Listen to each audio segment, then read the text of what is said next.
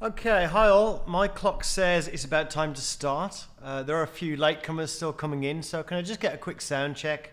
Let me know if you can actually hear me. Well done, Bob. You win a prize for being the first one to say yes to the sound check. Right, so hello all, welcome. This is part 2 of the... Sorry, just let me start my recording. Okay, hello all, welcome. This is part 2 of the 4-part macro to micro webinar series with myself, Peter Davies, and Cam Dadwar of the Trading Framework. Now, today's topic is order flow back to basics, and this will benefit those of you new to order flow, but also for those that might have lost their way a bit with order flow, because there's a lot of distractions in order flow, as it is such a hot topic nowadays. And it's been overcomplicated somewhat with tales of algorithmic trading and HFTs, and we will touch on that today. So a lot of people have gotten quite confused about order flow. So it's a good idea to go back to basics and remember why we use it and what it's actually for. And before I go any further, we do have to go through the disclaimer. I will be talking about trading today. You all know the risks. I won't read it out loud to you, but do remember what's not part of the disclaimer is that anytime people talk about trading, they're always talking about it from their own perspective, and that means their own appetite for risk. So, whenever you see something, don't just think about what you're learning, also think about what that person's willing to risk and what you're willing to risk. So you might try and adopt some techniques that somebody's telling you, but if you're not willing to risk the same amount of money, it will not end well. Okay, so those that know Jigsaw, or took a look at our website, because I know some of you are from Cam's audience, you know that we sell a set of tools for reading order flow, and those tools look at both short-term order flow as well as historical order flow. Now that is not what we'll be discussing today, or rather our focus isn't so much any particular set of tools at all. So what we are going to look at is the theme or the theory or the principles behind all order flow tools. And so our objective is to make sure there's no remaining confusion about the theory of order flow, because there's not much point in going through to webinars 3 and 4 if you don't get this stuff. Okay, this is the prerequisite. Okay, so we need you to understand clearly what order flow is, why it's relevant, and how it should be applied. Now, we have done this before. It's been a few years, and I think it's worth getting back to basics so that people don't overcomplicate things when it comes to reading order flow.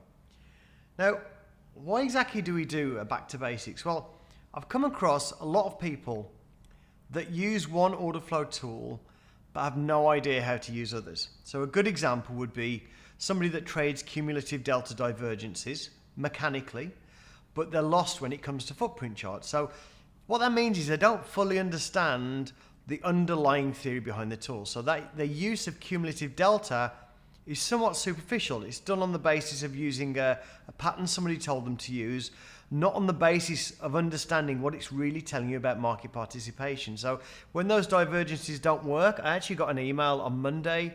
The email was entitled Doubts About Order Flow and our little ES When to Enter course. And the email said that basically the cumulative delta didn't work on Monday. Okay. Now, Monday was a holiday. And of course, with anything can break down, a relationship can break down, but Monday was a holiday. We didn't have the same level of market participation. Can't expect the market to behave the same way. And that's the kind of thing I'm talking about. So when the divergences don't work, or whatever you're looking for doesn't work, because of changes in participation, some people get a little bit lost. So they're reading the words, but not understanding the story. And it's the story that's the most important. So with order flow, the 80-20 rule very much applies. That means 80% of the benefit comes from 20% of the knowledge, or 80% of the effects or the moves come from 20% of the causes. So you could build encyclopedic knowledge of order flow, but it's mastering the basics that will yield the greatest benefits. Now, we get a lot of people who come to Jigsaw and they say, well, what do I need to do? Because you've got like 8 hours or 10 hours of videos on your site. And I say, forget all that. Just follow the 20-minute New to Jigsaw Tools video, because that gets you the practical experience, and just make sure that you catch up with the theory as you go through. So it's the practical side that's going to get you the furthest ahead with order flow, not really being some kind of guru in order flow.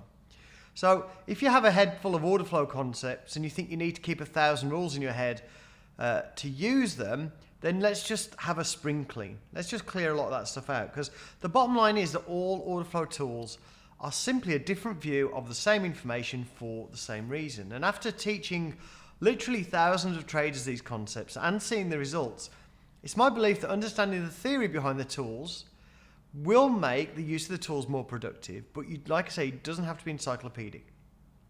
So after this session, you should understand the mechanics of price change and be able to understand any order flow tool. Now that doesn't mean you'll be able to use any order flow tool immediately. So these tools are a bit like riding a bike. It does take practice, but conceptually, you should be able to at least assess any order flow tool. Now finally, this session is going to give you actionable information that you can take away and start using in your trading. Now obviously you're going to need to practice a little bit first, so dip your toe in the water, don't go all in. Now this is a very old slide, some of you may have seen this before, but we've all faced this conundrum. We have a level that we're looking at, a level we're interested in. Excuse me, just set my pointer options. Okay, we have a level that we're interested in. Market could reverse there, could fall short, could poke through and reverse, or it could just blow straight through. So what exactly do we do if we're looking at that level? We've got that level as a level of interest. We could, for instance, if we're interested in fading that level, we could put an order in before the level, you know, and maybe have a wide enough stop, which allows it to move through and come back and still stay in. But, you know, if we do that, if we have an entry before the level and a stop right up here, that's going to mean that on your losing trades, you're going to be losing a lot of money. So you could make your stops really wide and get in before the level. You could scale into a trade so that as the trade moves your way, you add to your position side. That's good, especially if you're on a volatile market where you've got lots of room. But both those things are ways to accept a lack of precision on your entry price. But you don't need to accept that lack of precision. So you can be more precise. So using order flow, you have information to help identify if and when a move is occurring, and then trade it when you have that confirmation. Now that confirmation may come as the turn is happening, or it may come just after the turn, but it will still be a more precise entry. Now we can also use order flow to set bias. Now most markets put in good runs to the upside and the downside on most days. I mean, if you look at the S&P 500 yesterday and crude yesterday, putting in great runs, and that's a side effect mostly of speculative trading. So where people that buy short term aren't so much, buyers as kind of future sellers. So on a speculator driven day, we will move in one direction, but then we'll eventually get to a point where those that bought the market, if we moved up, need to unwind their positions by selling, and that activity itself initiates a move to the downside. Then speculators jump on that new short side momentum until they need to unwind their shorts by buying, and then we start moving up. So there's this kind of speculative cycle. It's not something that happens when institutional investing is driving the market. And the order flow helps you to recognize these transitions so you can actually stay on the right side of the market. So when the order flow is biased upside, you only take long signals. When it's biased downside, you only take short signals. If there is no bias, you switch to range-bound trading. And we can also use order flow to define a pullback or a second entry, and that's a major element to the way I trade. I'm like most people, I have price points I use to identify where a major reversal might take place. Okay, now most of the time I do not enter there. Now let's say we've still got some issues with the screen. I am very sorry. Okay, I'll make sure I catch that on the recording. Okay, so we can see the screen now. Okay, sorry about that. Okay, so we can use order flow to define a second entry. Okay, like most people, I have price points I use to identify where a major reversal might take place. Now, most of the time, I don't actually enter the market there. I just think that those areas are too risky places to enter. So I'll let the market reverse or break through a level. I'll let the order flow confirm that that has actually happened. So if I look for a reversal, I want the order flow to confirm that that really was a reversal and not a pullback. And then I look for a pullback entry, a second entry. And we know that markets do stair step and we get hidden backstops created once the move is all underway. And these may or may not be visible on the chart, but we will discuss later about how those will be visible on the order flow. Now, people do also use order flow to scalp. I'm not a great fan of scalping. I'm kind of more of a laid-back trader.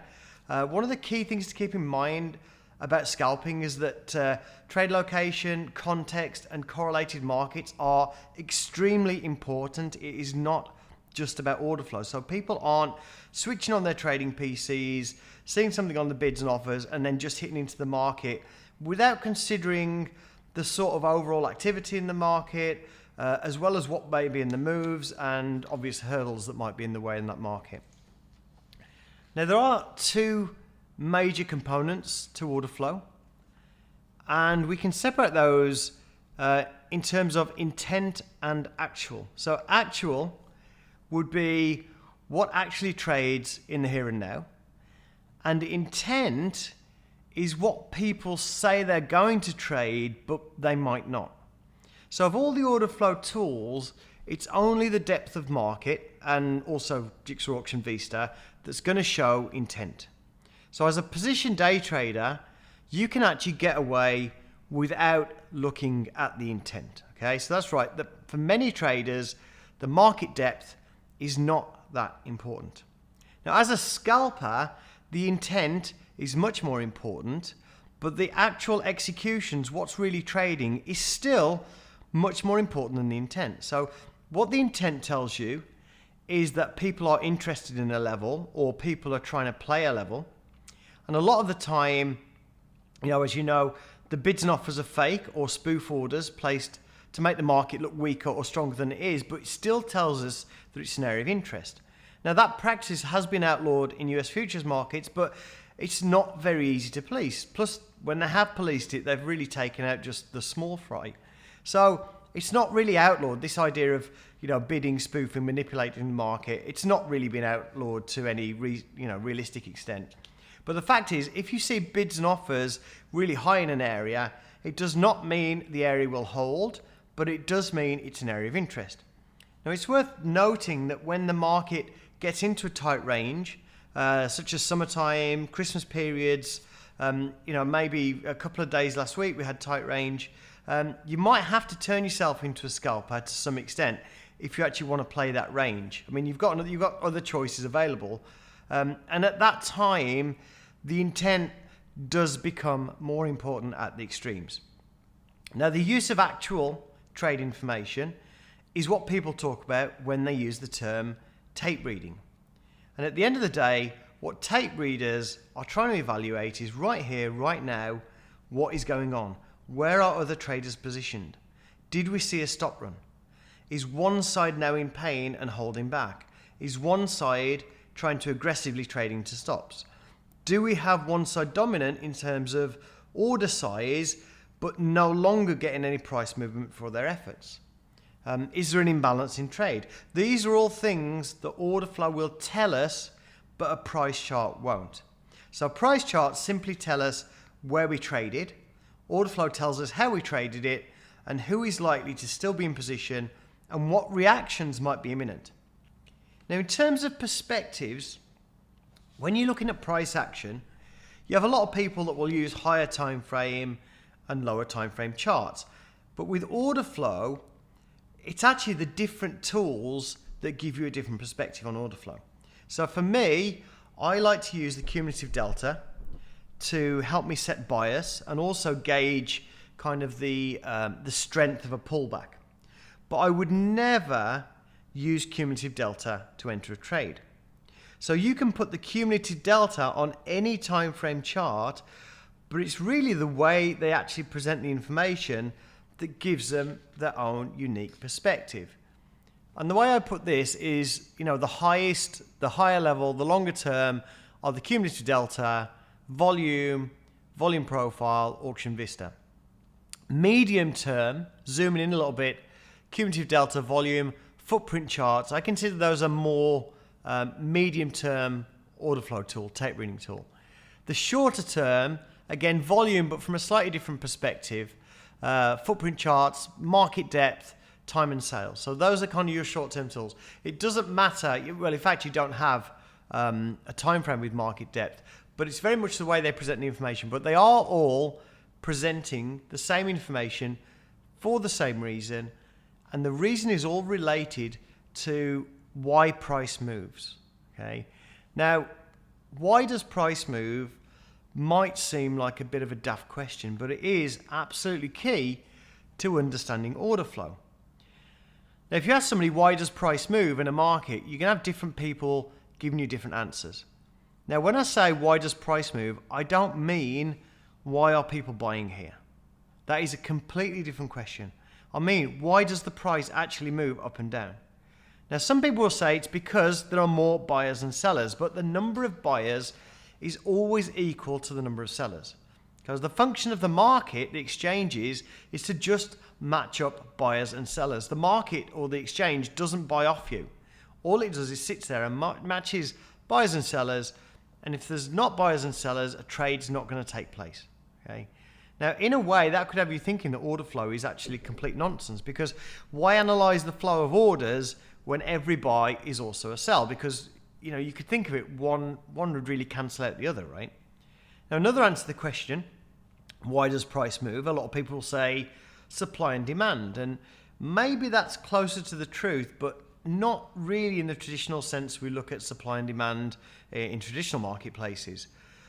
With stocks, there is an argument to say that scarcity or lack of shares can drive up prices, and that certainly does happen. But with futures, there is actually an infinite supply of contracts. With stocks, you have a float. There is a finite supply of shares. But with futures, there's an infinite supply. So what happens is contracts will get created and destroyed as necessary when trades occur between two parties. Now, another answer would be more aggressive buyers and sellers, and that's probably close to the truth, but perhaps less patient buyers and sellers would actually be a better way to look at it. So perhaps a better question we should ask ourselves is, what stops price from moving? So why is it that the S&P 500 futures doesn't trade at 2100 1 second, and then 1260 the next second, and then 500 the next second, and then 5000 a second after that? We know that doesn't happen. And the answer to that question, why does price move, or why doesn't price just jump everywhere, or how does price move, is also the key to reading order flow. And liquidity is the key to why price moves, or rather the consumption of liquidity. Now, what is liquidity exactly? A lot of people get confused by that term. Liquidity simply, it's the opposite of volatility. So if you think about liquidity and volatility, they kind of sound similar, but basically more liquidity means less volatility. Less liquidity means more volatility. So it's kind of the opposite of volatility, but basically liquidity is simply the availability of the other side to trade with. So if you want to buy, you need a seller to sell to you, and the market itself doesn't sell you shares or contracts. It just matches buyers and sellers. So when you trade, you are either providing or taking liquidity depending on the order type. So if you buy at market, then you buy from a liquidity provider on the sell side. Okay, and those are the people with sell limit orders. If you sell at market, you are going to sell to a liquidity provider on the buy side, and he's the guy sitting there with bids. So liquidity is limit orders, it's bids and offers, and for a lot of you, it's going to be your eyes kind of glazing over when I use that kind of terminology to explain how it works. Because, for a lot of people, we're talking about liquidity, volatility, bids, offers, and sometimes ask, it all sounds a bit confusing. So we're not going to do that. We're going to just look at an analogy, and the analogy is of floors and ceiling. Okay, so here we have a building. It was designed by me. Unfortunately, there are no stairs and no elevator. So let's just imagine this building is the market, and we're now on the top floor. We have a ceiling above us, and we have a floor below us. So to move down to the next floor, what do we need to do? Well, we need to break through the floor below. And the market does exactly the same thing. So the floors and the ceilings are limit orders, and these limit orders need to be consumed or eaten or broken by market orders before we can move through the level. So to move down, we need to break through or eat through the floor, and to move up, we need to eat through the ceiling. Okay, so now we've eaten through the floor, we've broken the floor, sell market orders have eaten the buy limit orders, and we have dropped down. Now, at this point, have a think, what do you think is easier now? Is it easier for us to move down or move up? And the answer is, it's easier at this point to move up because there's a big hole in the ceiling above us. Okay, so we broke through the floor, okay, which obviously if I look up, it's not a floor I see above me, it's a ceiling. Okay, so right now there is nothing to eat above us, and there is something to eat below us. I've got no ceiling above, I've got a floor below, and this is very important. Okay, now the ceiling has been repaired, so it's no longer easier to go one way or the other, and this happens all the way down. Okay, and in the market, here's your liquidity. So here are your floors and ceilings, the bids and offers. So we have the bids on the left and the offers on the right. Now some people will say asks instead of offer. Some people will call them resting orders or passive orders instead of limit orders. Okay, but it's just bids and offers. It doesn't matter what you call them. It's floors and ceilings. Now it's worth noting at this point, right, another thing we have to think about is that markets don't have a current price. Okay, they always have two prices, a buy price and a sell price. So in this image, if you wanted to buy at market, you would pay 2073, and if you wanted to sell at market, you would pay 207275. Okay, so when you look at a chart and you see the price, okay, that price isn't what you'll pay if you trade. That is simply the last price it traded. It's history. Okay. Now, despite a lot of the resting orders being fake, we still have to get through them. Okay. So if we look at the blue numbers here, we can see the number. The blue numbers here. We can see the number of contracts it actually took to break through the ceiling. So here we can see we traded 17 contracts and we ticked up. 95 contracts ticked up, 10 up, 64 up, 25 up. That's how many contracts it took to eat through the ceilings or eat through the offers. And that is really an indication of how much depth was actually real. So if we look at the offer size here, you can see 75, 81, 103, 89, 113. But the actual trade side, 17, 95, 10, 64. So you can see the difference between the amount of depth advertised and the amount of depth that actually took to trade through that level. Okay, so with the order flow, with the tape, you're getting an indication of how much depth was actually real. So that's how you compare intent and actual. Okay, so that here, the tape, is what really happened. And we'll get into practical application, how to use this information shortly. Because it's important to understand one other thing, and the other thing that's important is to understand where liquidity is and where it isn't. Okay, so on the buy side, the floors, there is liquidity below you, and there is liquidity below the 10 you can see, but your data provider doesn't give it to you. It doesn't mean there's nothing down here. Okay, the stuff down there, you just can't see it, but there is no buy side liquidity. There are no bids above the current price. If you put a bid in anyone there, it will turn into a market order immediately. It'll become an actionable order. Okay, so there is no buy side liquidity above the current price. And if you just think about it, you've never looked up and seen a floor, right? So there are no floors above you. On the sell side, the ceilings, there is liquidity above you. There is liquidity all the way up here above what you can see, but it's just not visible. Your data provider doesn't give it to you. But there is no sell side liquidity below the current price. It's impossible. And that is very important. What it means, as we move up into areas where no floors exist, but where ceilings do exist. Okay, when we move down into areas where no ceilings exist, but floors do exist. And that moves up means that in a move up, you get a relative liquidity vacuum created behind you. So as we move up through this area, simple fact is it takes time for the floors to build up in the wake of that move. And in a move down, there's a relative liquidity vacuum created above you because it takes time for the ceilings to build up behind you. And spotting those liquidity vacuums where price pullbacks because of a lack of liquidity and not because of counter-swing trading represents opportunity that a lot of traders really aren't aware of. Now this is another way to imagine the liquidity picture. Bids getting thinner and thinner as we move up, and offers getting thicker and thicker as we move up, and bids getting thicker and thicker as we move down, and the offers getting thinner and thinner as we move down.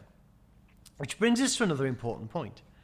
At an area of resistance, right, generally speaking, the ceilings will be very, very thick, and the offers or the ceilings will often be 1.5 to 3 times the bids. In fact, if you're not sure whether a level you're looking at is one that other traders see as resistance, that alone will tell you. Okay, so as you get to resistance, the offers will very often be stacked. But the thing is, that does not mean that the level will hold. Okay, it's the same at lows with support. The bids will be stacked at any valid support level. Now again, does not mean the level will hold. It's just kind of one of the quirks of the market. It's just the way the market works.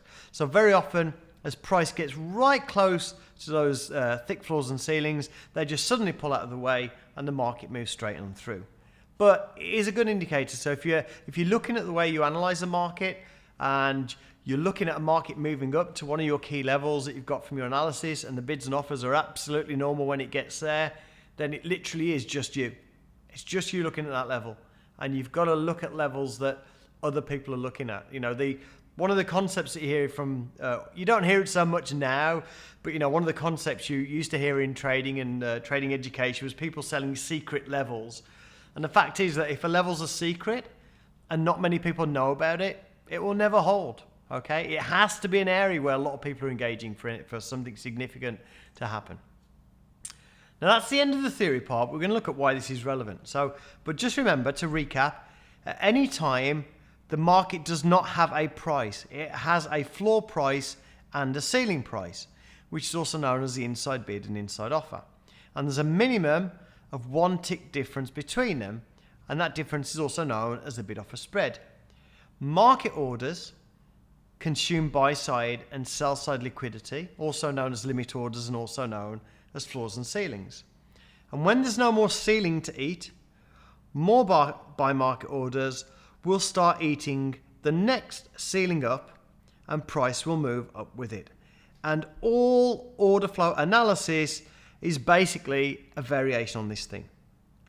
As you move up, a relative liquidity vacuum builds behind you, and often price momentarily collapses into these vacuums before continuing up.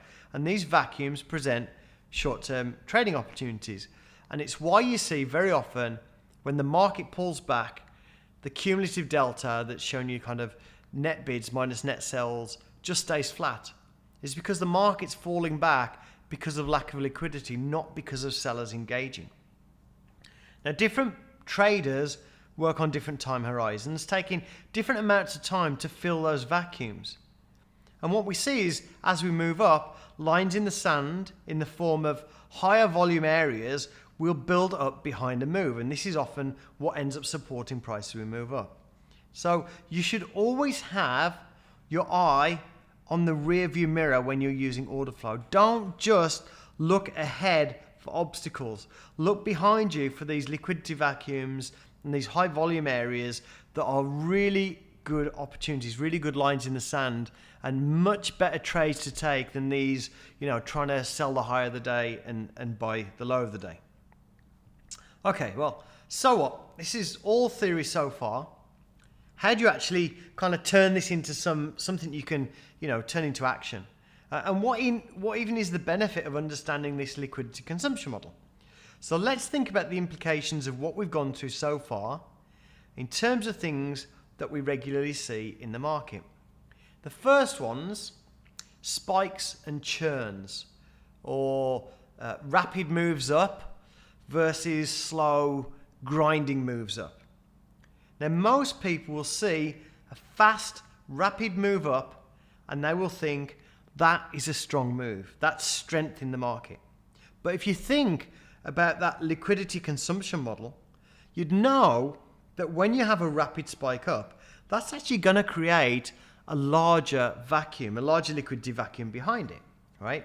And that is actually a sign of weakness.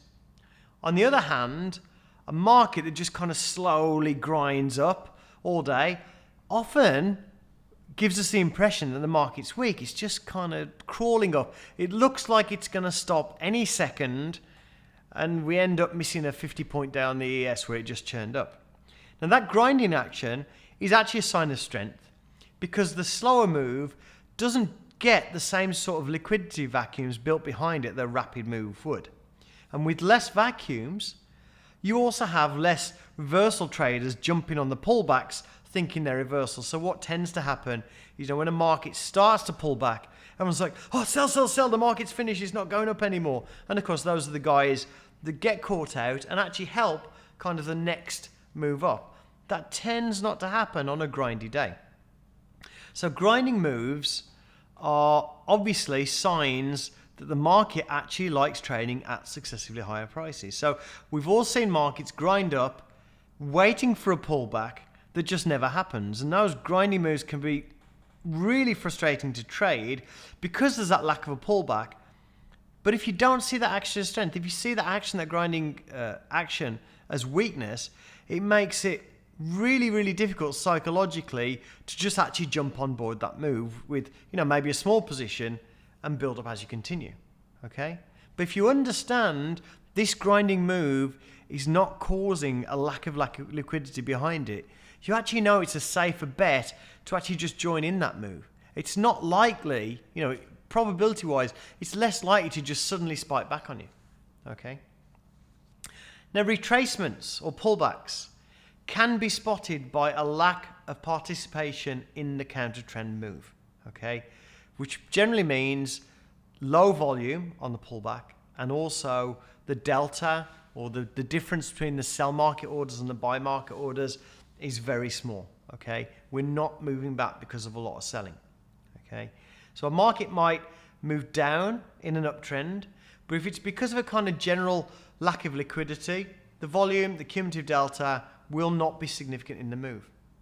And part of the reason the markets have a tendency to stair step up is that it takes time for the liquidity to fill in the wake of a move. So, of course, we also get these perma-fader traders who can't stop themselves from selling every move up and buying every move down. As for the end of a move, well, most trade days are driven by intraday speculation. And for these daytime buyers, once they are in position, they are now people that have to sell to unwind. So as you move up, you are gathering more and more future sellers, and you eventually get to a point where people, need to offload. We actually need to kind of shake off some of those sellers before the market can continue moving up. And sometimes that in itself is enough to trigger a reversal, but a lot of the times it just triggers a pullback. So we have liquidity, and we have market orders that consume liquidity, and order flow is all about that process of liquidity consumption. But whose order flow is it we're looking at? And how important is it? After all, there's a lot of different types of participants in the market, and they all impact the market in their own way. And what we're going to cover now is probably the opposite of what a lot of people are saying, and it will probably sound counterintuitive. So I'm going to simplify this a little, because we could, really talk for hours discussing the nuances, but we'd still come to the same conclusion, which is that the higher the trading frequency, which is the more frequent the trader, the lower the impact on the market, okay? And this is important because the participation in the market changes day to day. There aren't many days where long-term institutional repositioning is driving the market. Okay, my experience, way less than 1 in 10 days. Yet these traders have a massive impact in price, often generating one-way days. So if you think about it, major institutional positioning, these guys here, as investors and funds, are the least frequent traders, but they have the highest impact on the market when they are trading. On the other hand, okay, the highest discount at the CME on the S&P 500 futures is for traders that trade 135,000 contracts or more per day. Yet those high frequency traders have the lowest impact on price if we exclude the sort of hiccups caused by the occasional flash crash. So why is that? Well, an HFT is going to buy contracts and very quickly sell them. So any impact their buying has is negated very quickly by their immediate selling. So if anything, they actually help to stabilize price, make price less volatile, because they provide us with, with liquidity. So these guys down here, they kind of act as stabilizers on the market. But a large fund initiating major repositioning or even hedging, they'll be trading in one direction. Remember, I'm simplifying things here, and then holding for months or years. So on a day where that's occurring, they might be buying for hours and hours to achieve the adjustments in position they want. They could even be doing that over days or weeks. And in all that time, their trading will be predominantly one-sided. And if you're only buying and you're buying a lot of contracts, then that will impact the market much more than somebody that buys and sells and buys and sells and buys and sells an equal amount. Now, in the middle, we have swing traders who have shorter holding times, usually days and weeks. And then we get onto day traders. Now, position day traders are those that try to take advantage of major intraday swings, so often staying in positions for hours. Scalpers are generally in and out of the market, just looking for a few ticks. And then HFTs are mostly short-term, market-making arbitrage trades. Now, you may have noticed on the majority of days, most markets put in decent-sized swings in both directions. Okay, they're not directional. They're kind of, ES might go up 10 points, down 15 points, up 14 points, end up settling pretty much where it started. But did you ever really stop to think about why that is happening? So did a fund manager at Fidelity wake up feeling, the economy's great, but at lunchtime he got second thoughts and decided the outlook was really gloomy? Is market sentiment really changing multiple times a day? Well, no, it's not really that. That's not what's going on. What is going on is that speculation is pushing the market in one direction. But as we said earlier, when a market is moving up, speculators will eventually have to sell to take profits. And in addition, when a market is moving up, at some point, traders will just simply have built the position size that they're comfortable with and just not want to add more contracts. So you effectively run out of short-term speculators initiating new positions for various reasons. The market slows down as you run out of buyers, and then the people holding long positions need to take profits, see the slowdown, something just gives them the jitters, tells them now it's time to get out, they sell off, market moves down.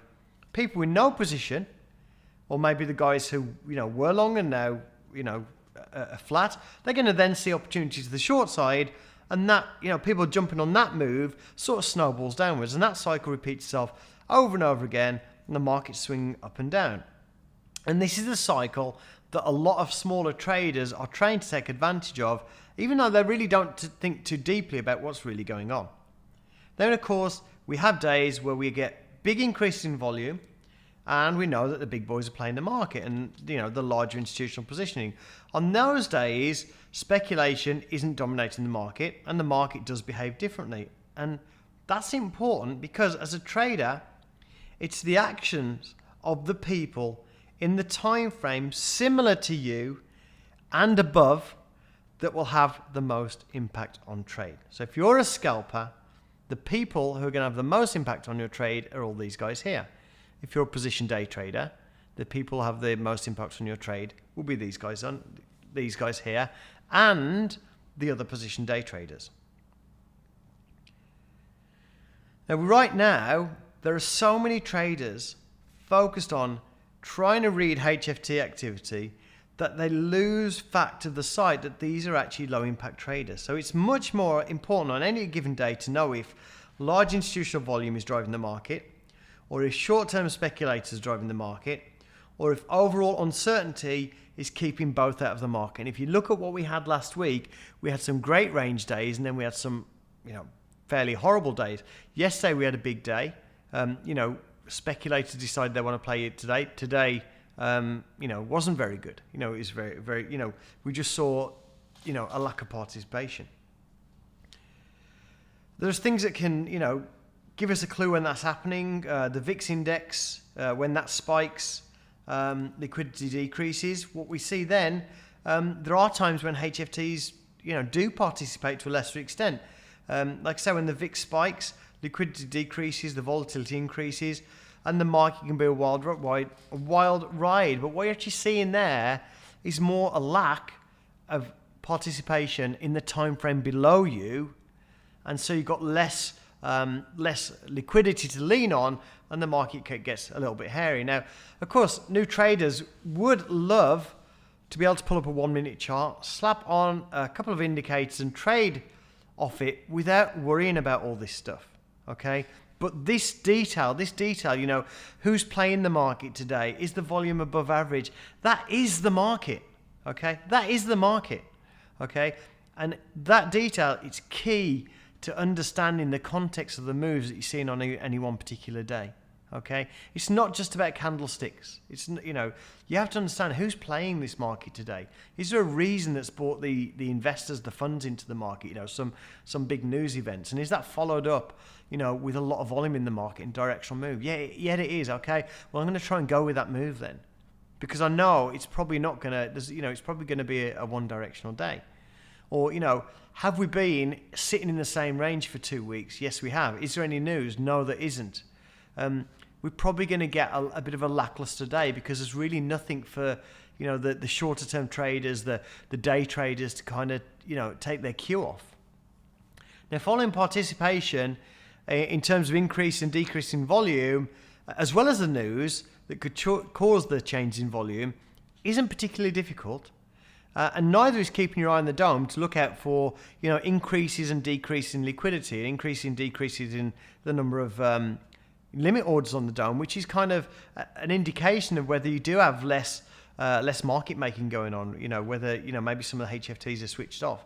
But it will absolutely benefit your trading. So price charts will tell you where we traded, but won't necessarily tell you about the shifting state of the market. So now we have a feel for the theory of order flow. We've also kind of touched on some other things, volume-based things, and who's in the market and who's going to affect the way the market's going to move. So let's consider the implication of our order flow model when it comes to reversals. Now, when I talk about reversals, I mean major reversals and minor reversals. And the thing about reversals, you've also got to remember, if you're looking for a reversal and that fails, and that really was a significant level, then you have a slightly different kind of trade, a go with trade, okay? The other thing you need to know about reversals is that just because you see a reversal doesn't mean you have to take a trade, or just because you're looking for a reversal doesn't mean you have to take a trade. It just kind of helps to set, a lot of times, just kind of helps to set your bias, okay? So when I talk about reversals, I'm talking about major reversals and minor reversals. So major reversals initiate a new move, and minor reversals are basically your pullbacks, because now, based on what we know about liquidity and liquidity being consumed, we can talk about just 3 elements that will cause reversal. Now, not all reversals have all 3 elements, but all reversals have 1 or more of them. Okay? Now, the market can only reverse with these 3 elements, and without them, it is not possible for the market to change direction. So, generally speaking, most traders are looking for the market to change direction, whether you're looking at because the market broke out of a zone and is now returning to it. We're generally looking at some sort of reversal. So we have just 3 elements that will cause reversal. Okay. Now, some of those are easier to spot in the order flow than others. So let's consider them one by one. And what we're going to do, for the sake of simplicity, let's just consider long to short reversals and presume it's the same for short to long. So the first element of a reversal is something called absorption.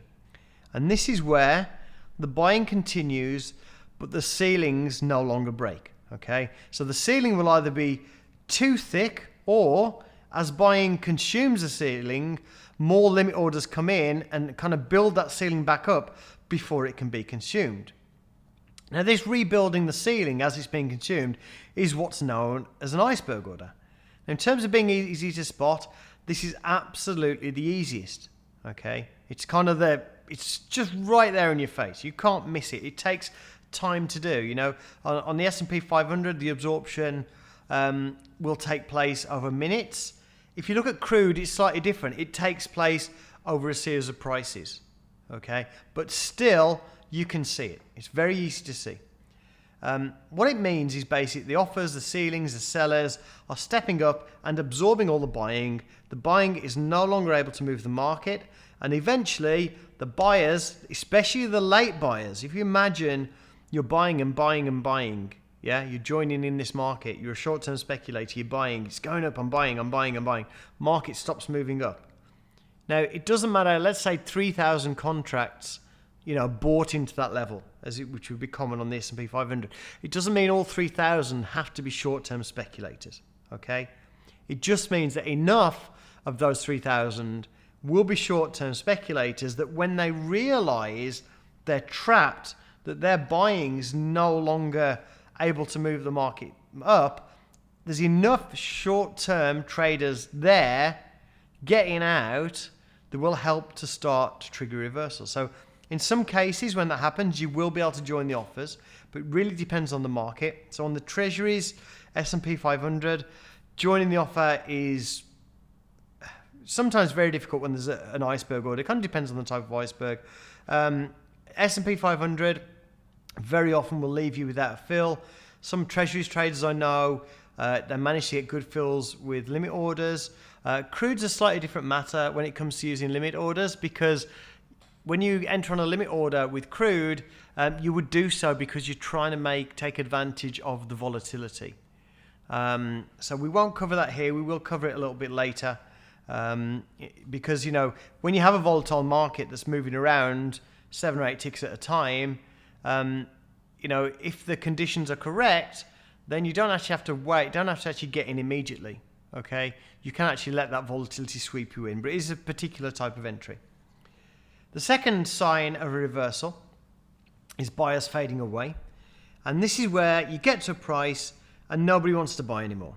And sometimes that's a gradual change. So you might say 1,000 contracts trade, we tick up, 600 trade, you tick up, 300 trade, you tick up again, and then 45 trade, and we're done.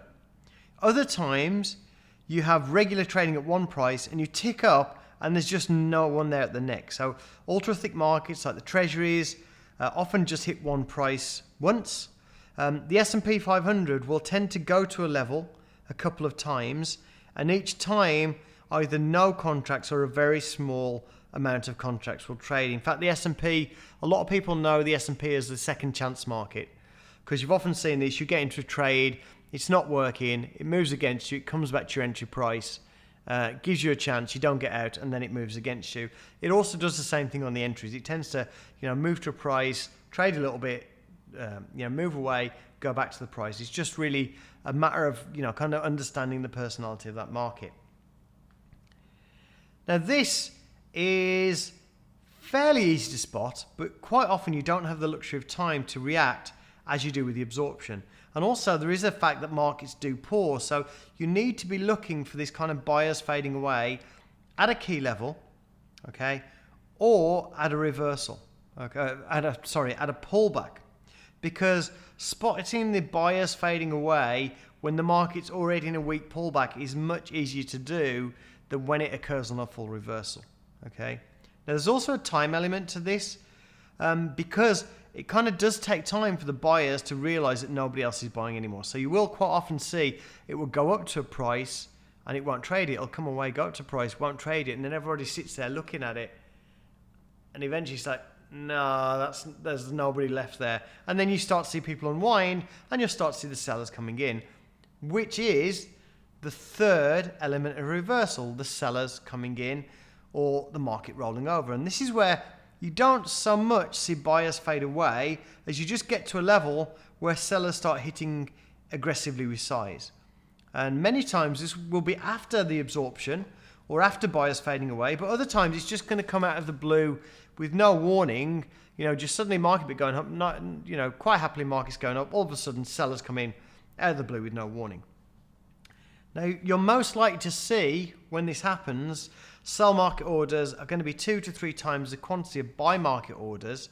And this is, it has to be said, hard to spot in a timely manner. In other words, by the time you spot this, the market will have ticked down a few ticks. Okay, it just depends on your market. It might be 6 or 7 ticks on crude, might be a couple of ticks on the ES.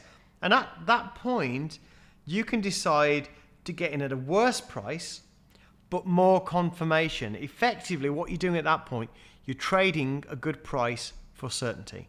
It does not make it a worse trade. It's just a different trade, okay? So if you see the market go up, you get the absorption, and then you see the seller step in, and you've got decent size on the sell side and not much on the bid side, and you're at a level, and the market's pulling back to a place you think it should pull back, that is a good trade. That is a good signal of the order flow. You're giving up some money on the price.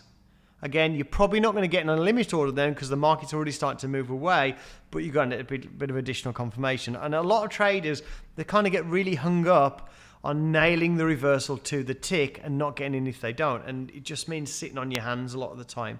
A lot of the time, waiting for the sellers to come in, it just means you have a lot less losing trades. Now, this seller stepping in will help you confirm a short trade after the event. So there's no law that says order flow can only be used for order entry. Okay, so order flow is a great way to confirm a trade is actually going your way and that you should hold on to it. So you differentiate between the price moving your way or not and the order flow moving your way. Okay, so you might be onside a few ticks in your trade, but there's no imbalance. The sellers and the buyers, they're about the same. There's no excitement in the market. The market's just kind of milling around. Okay, that's one of the trades where your kind of position's at risk. And similarly, it's a good way to tell, if the order flows against you, price might be actually with you. You might have moved down 5 or 6, but now the order flow is coming in against you. You might decide to get out, just keep a couple of ticks profit. Now, just to reiterate, these elements of a reversal are not mutually exclusive. You will see one or more of them with any reversal. So let's look at reversal in the S&P 500. Now, on the left, we've got the Auction Vista chart. Just to run over that for people who don't know it, the yellow lines show us basically where we've traded. The offers are above in red, with the larger offers lighter colours. The bids are below us in blue, with the lighter colours, example here, being the larger bids. Then we have these circles, which show us where exceptional size is trading over time. Okay, over time. It's not a snapshot of, in this instance we had size. It's whenever we gather volume, whenever we get that absorption event. Could be 2 minutes, could be 2 seconds, but it's over time. Up on the right, we have the jigsaw depth and sales. We're not going to go over all the columns now, but we can see the bids and offers. And between that, we can see how many market orders have traded into those bids and offers this time round. On the far right, we have a jigsaw reconstructed tape. That's just showing me orders of 50 contracts and more. And up here we have a meter, just got one on the left, showing sell market orders in red and buy market orders in blue. Now the volume profile shows us that so far, this is quite early on in the day, the market's balanced. It's a very low volume start to the day on this day, low participation in an area where there was generally a lack of conviction overall. So this was, I believe, in the early part of the summer holiday this year. So we're in an overall area where basically we're in the summertime, we're expecting low participation, the day opens slowly, the liquidity is fairly high. We look at that big picture and we say, we're not going to get 20 points today. Okay, the trade today is to fade the market, fade the range, or just go and do something better. Days like this, sometimes maybe you just don't want to trade. So this is a low volume start to the day. We come down to 21.10.25 and we see a massive amount of trade. So we can actually see we've got more than 5,000 contracts traded overall into the bid. Now, why does this show 2200 and this shows 5000? Well, effectively, we came here and kind of hit into it a couple of times. And like I say, this 2245 just shows me this time round. Now, we can also see a really big circle here on the Vista chart. Excuse me, just drink a cup of tea. No, not a whole cup, not that fast. This shows the size trading. The size we traded at this level is much bigger than we traded anywhere else. The circle itself is bigger. And we can also see the balance of trade slightly balanced towards the buy side. Okay, not really that important today, the imbalance. Excuse me.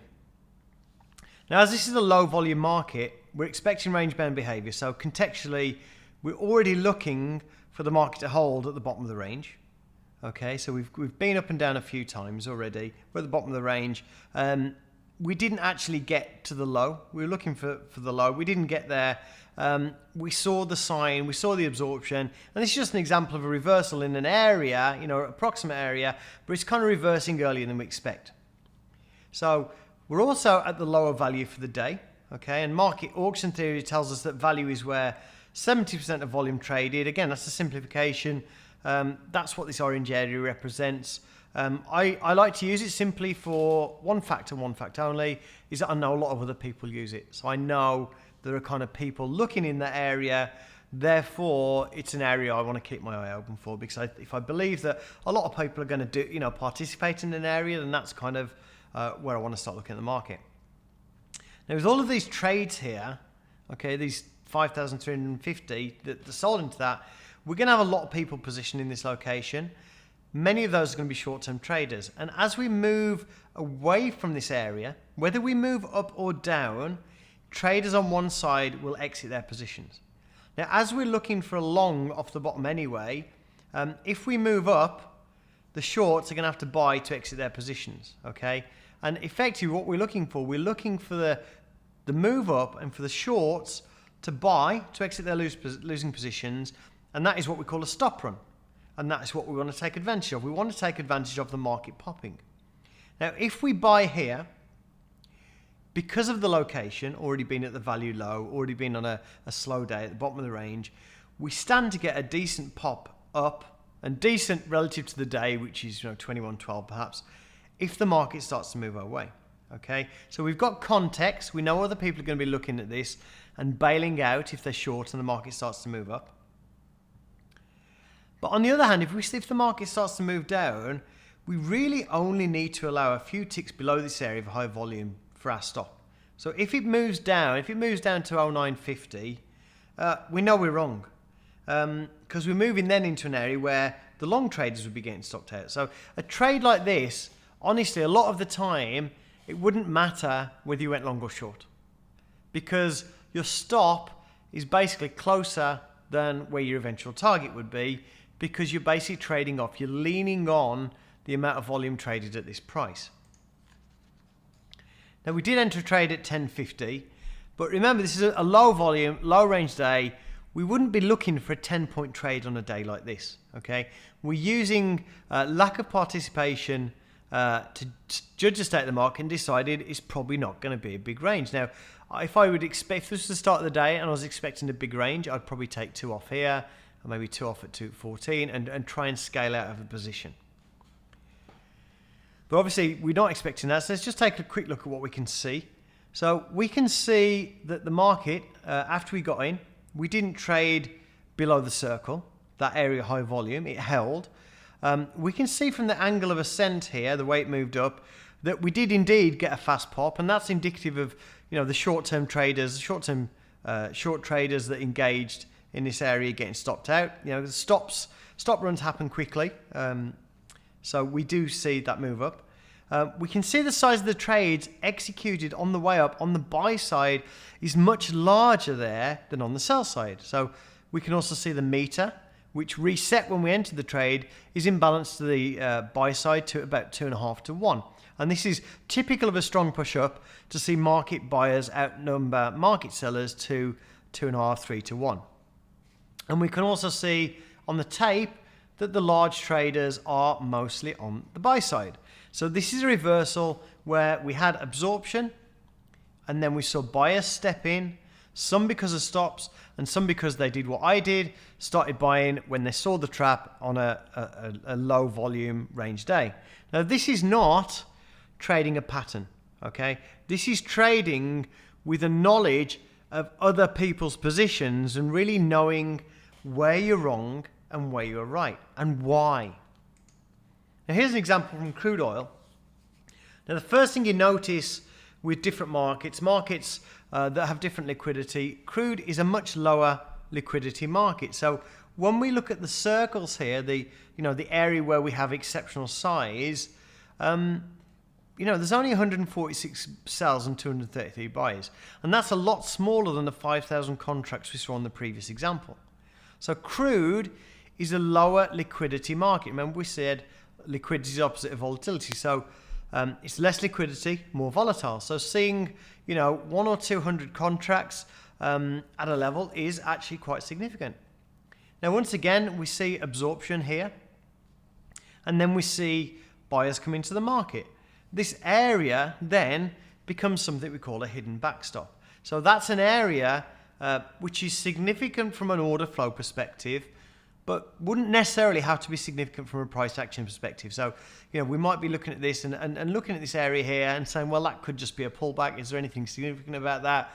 Yes, there is something significant about that. The kind of volume that we washed through, we got some absorption here, some absorption here, some absorption here, some absorption here, and then we washed out through all of those prices, okay? So that makes that area significant.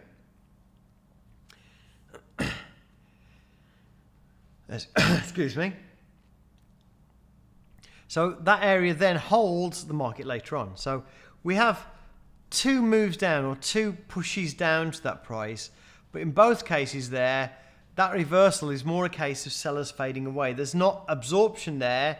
We just get there and people just didn't want to sell into those prices. Now think about why would that be? Because we've said, this is all about people, all about people's positions, it's all about behavior. Why would somebody not want to sell past this circle? Well, if we think as a circle, as the bottom of an area where both buyers and sellers initiated new positions, okay? So we know this is the biggest circle. It's an area where, every buyer is a seller. So we've got buyers and sellers there initiating new positions. The sellers ended up losing money, okay? The buyers are quite happy. So when we return to the area, it's only natural for sellers to feel a bit uncomfortable selling where they or other sellers just lost money. So as we come down, we see a lack of willing on behalf of the sellers to sell down through that area. And that's one of the reasons that intraday volume profiles, footprint charts, anything that shows you where a lot of volume occurred is very significant. I don't mean, volume in 5 minutes. I mean, what price did we just trade a lot of volume? It's very significant from a psychological perspective because people just don't want to, you get back to an area where somebody lost money, they're not going to do the same thing again. Now we can also see on the way up, we can see that buyer liquidity builds below the market. You see all this liquidity here, all these bids here, which lots and lots of people can see. A lot of people are trading off the dome, which again is something that could also put people off selling down towards that area. Now this could just be opportunities traders, looking to buy the market at good prices. We also see additional liquidity around price as we move up and down. Now this is where you're most likely seeing HFT, market making activity, just trying to pick off bad traders or play the spread. So if you think about it, on the way up, smart traders should be buying. So if somebody does sell to a market maker, it's easy money, basically. It's a very low risk trade for a market maker and a bit of a silly trade for the seller. So that's what you see, especially on these markets that move away a lot. We see a lot of market maker activity, around the move. Not really that much, you go out a couple of prices, 3 or 4 prices. There's not really a lot there, but basically just it's a more volatile market, different kind of opportunity to kind of allow yourself to get swept in by the volatility and do a bit of market making. And that is the basics of order flow. That's the process of reversals and a couple of examples of components of reversal. Now, you've got to remember the goal here was not to make you an expert in all aspects of order flow. Webinars 3 and 4 are going to take this into advanced concepts, but it's to give you an understanding of the concepts of liquidity consumption, participation, and the reversal process. And that brings us to a close. So if you've got questions, now is a good time to type them in. Reading order flow does require the use of discretion. It's like reading a story. So that doesn't mean you trade without governing rules. It just means that every situation is a little bit different, but the overall patterns are recognizable with practice. But got to keep in your head positions, participation, other traders. Now, it also doesn't mean that discretionary approach is particularly difficult. There are a lot of people that really want to trade mechanically. They want to have a fixed set of rules because they think that is easier. And then they go away and they spend 10 years playing with indicator combinations, trying to find that fixed set of rules. So don't be scared of using discretion in trading. It's what most professional traders do, and it's no different from using discretion in other things in life, like driving. We don't drive mechanically, we drive with discretion. That's the tools you saw today. As you all know, these are part of the Jigsaw trading tool set. We're getting close to 4,000 users now. We didn't show all the features of the tool today. We're just laying the groundwork for understanding the benefits of order flow, and just to show a couple of practical examples. It's the understanding of the theory that we want you to take away from today. With that, you will get much more benefit from the third and fourth session in this series. Now, there's a lot more information on the Jigsaw Trading website. There's a lot more information on the Trading Framework site. There's many hours of free training materials covering a lot more in-depth information on order flow, trade management techniques, volume profile analysis, intermarket analysis, much, much more.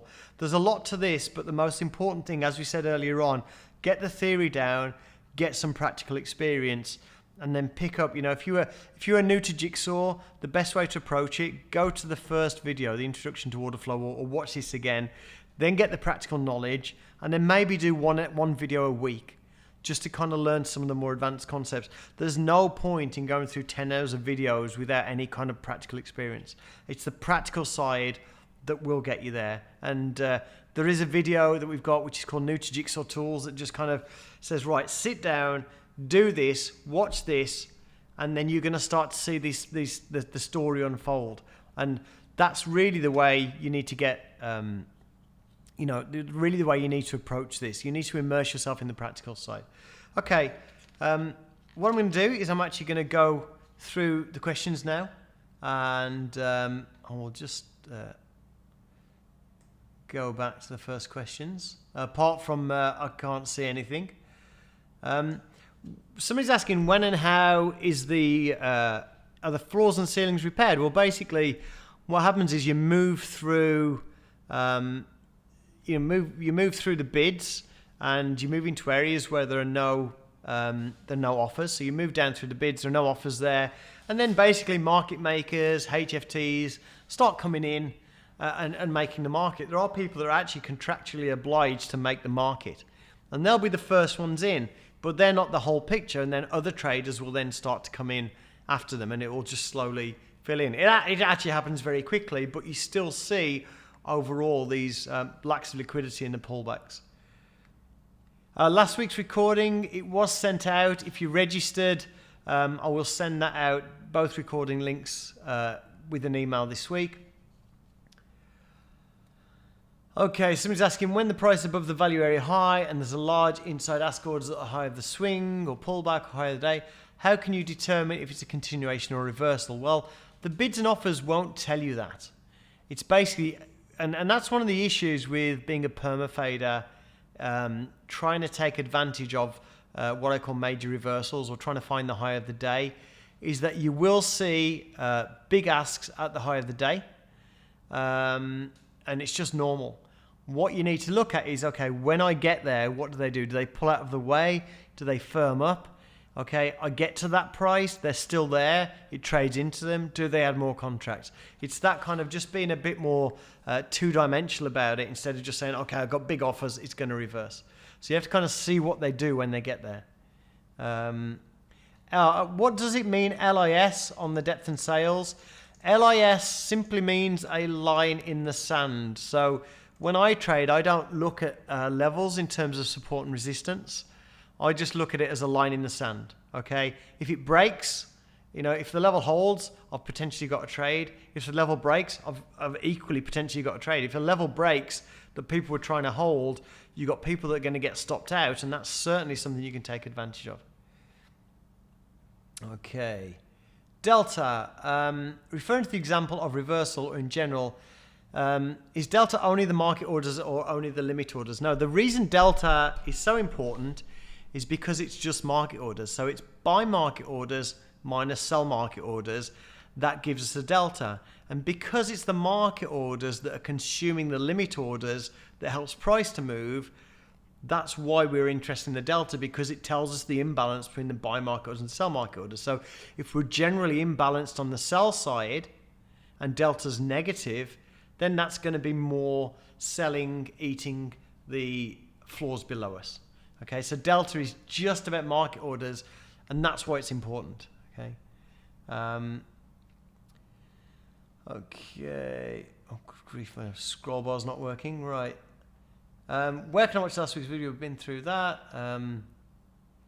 Does price move in direction of least resistance or less resting orders? No, not necessarily, because a lot of the time what will happen is as you move to a level, they will add resting orders. It would be wonderful if it did. Quite often you'll see, if you watch crude, one of the things to look out for on crude is actually places where you've got extremes. And quite often you'll see, you might have 10 levels and you'll see 3 levels, where you've got 200, 200, 200. And what quite often happen, it'll actually go to the opposite side of those 600 contracts and then reverse back down. It'll kind of like move up and take them out. So it is market dependent, how the market reacts to size, but it is also just dependent on what they do when you get there, basically. Yeah, tools are more geared towards futures. We do futures. We do have people trading stocks. With stocks, the picture is a lot more disjointed. There are a lot more exchanges. You need data for a lot more exchanges. I was actually a stock trader before I started looking at order flow. The guy that I started looking at, basically, he said, if you start looking at this, you'll end up being a futures trader. I'm like, no, I just want to take it back and apply it to stocks. It's not a difficult transition. What I found as a stock trader, day trading stocks, I could spend 90 minutes before the day opened, putting together a watch list of stocks that I thought would be in play for the day. I might have to throw a bunch of those away before the open. Some of them might be dead after the open. I might get an hour in, everything's dead or everything's done. I'm now looking at a scanner, trying to scan what's going on. And I found I spent most of my time looking for what to trade instead of trading. With futures, it's a lot simpler. I mean, you pick your markets you want to trade, you watch those markets, you create your hypothesis, you get to know that market like it's a really good friend instead of picking, 10 for the day out of 6,000. And it's definitely a different approach.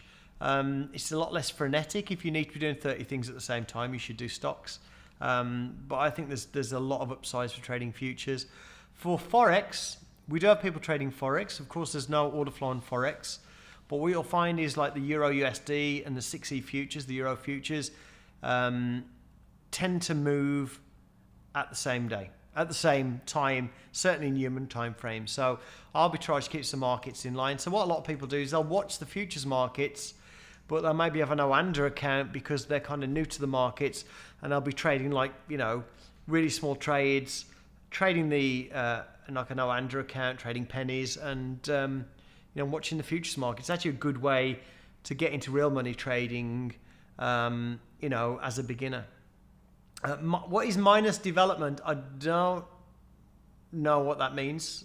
D, if you can clarify. Do I use historical data to practice jigsaw? No, not really. I don't really practice it anymore. I've been using it. It's 5 years old. No, I don't use historical data. There's always a market to watch. There's always something to watch. If you're in the US evenings, there's mini Nikkei. You get into the Asian session, crude's taking off. get into the European session, you've got all the European markets plus the US markets taking off. Get into the US morning, you've got those markets taking off. I don't really personally, see a need for too much history. Right, volume as size and area, Tom's asking. I would go to the website, the Jigsaw site, and have a look at the videos on volume profiling using intraday profiles. Basically, the significance of size is a couple of things. First of all, it signifies absorption, but also it signifies an area where traders got stopped out. So if I have a 6 prices, trade like 300,000 contracts and move away from that area, and this is, Cam touched on this a little bit last week, looking at a slightly different way. If a lot of contracts trade in an area and I move away from it, when I go back to that area, that's where people got their fingers burnt. And if you think, if you just lost money somewhere, you're not going to put money, if you just bet on a horse and you lost money and he's the same horse in the next race, you're not going to bet on that horse again. Okay. We already talked about software can be used for stocks. How do we get some idea of resting orders? Not really sure what you mean there. It's on the dome. What you'll find is as you watch the dome every day, you'll get used to the average levels of resting orders. So you'll go into the market one day and say, oh, there's a lot there today. Or you'll go in another day and say, there's not a lot there today. And you can kind of have some expectation of the volatility based on that. Auction Vista is part of 5.5. It's actually part of the depth and sales. So it's kind of embedded within the depth and sales tool. I have to scroll down again. We get into the end. I use both TradeStation and Sierra charts with 2 different data providers. I see difference in the order flow data. Yeah, I mean, if you're using 2 different data providers, you will see different data. So there are some data providers that provide filtered feeds, which means the trades hitting the bid and the offer, you sometimes be on the wrong side. You'll see that on Xtrader feed. You'll see that to a smaller extent on Rhythmic feed. You won't see it on CQG. You won't see it on IQ feed.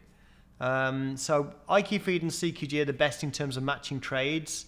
But honestly, with the amount of professional traders that have been using Xtrader, if that feed wasn't suitable, I would say it doesn't really matter to an extent which feed you use. You just can't use Interactive Brokers feed. That's the only one I would say I would draw the line at. I would personally use any feed except Interactive Brokers. In currency FX futures, I often see what looks like delta divergence. There's a simple reason for that. You will see a delta divergence if there's a lot more absorption, because a lot more people, getting in on limits. On a more volatile market, you'll see more delta divergence because you simply can take advantage of the volatility to sweep you into the market. And then, sometimes, market makers or people providing liquidity are in control.